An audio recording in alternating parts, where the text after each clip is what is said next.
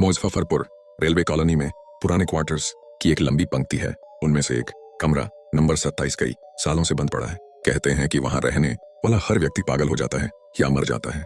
ये कहानी 2014 की है। सुनील नाम का रेलवे कर्मचारी नई पोस्टिंग पर यहाँ आया था।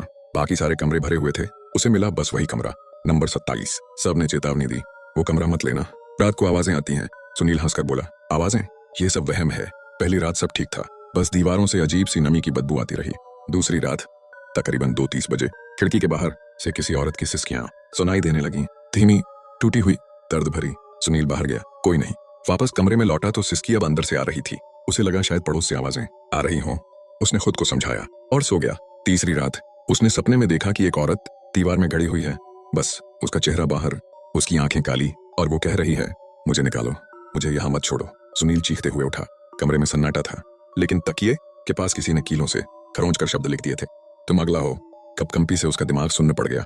उसने सुबह बॉस से कहा कि वह कमरा बदलना चाहता है। बॉस बुरी तरह चुप हो गया और बोला, जिस औरत को तुम सपने में देख रहे हो उसका नाम अनीता था, वो यहीं मर गई थी। दीवार के अंदर से उसकी लाश मिली थी। उसके पति ने उसे वहीं जिंदा चुना था। सुनील के पैरों तले जमीन खिसक गई। बॉस ने आगे बताया, उसका पति खुद भी उसी कमरे में फांसी पर लटकता मिला। उस दिन से जो भी यहाँ रहा है उसे वो औरत पुकारती है, जिन्हें वो पहचान लेती है, वे नहीं बचते। सुनील ने तुरंत कमरा खाली करने का फैसला किया। रात भर सामान पैक किया और दरवाजे के पास सूटकेस रखकर करवट लेकर सोने ही वाला था कि किसी ने धीरे से उसकी चादर पकड़ी और खींच ली। वह जम गया, चादर जमीन पर गिर गई। पीछे से एक धीमी आवाज आई, भागो मत, तुमने मुझे देखा है, अब तुम भी मेरे साथ यहीं दीवार में। सुनील ने बिना पीछे देखे दरवाजा खोला और बाहर भाग गया। उसने पीछे मुड़कर देखा, कमरे की अंधेरी खिड़की में वही औरत मुस्कुरा रही थी। उसके चेहरे पर ढंसी कीलों से खून बह रहा था। सुनील आज भी जिंदा है, पर पागलपन के उस आखिरी मोड़ पर खड़ा जहां वो हर रात कहता है, वो मुझे बुलाती है, आज फिर बुला रही है।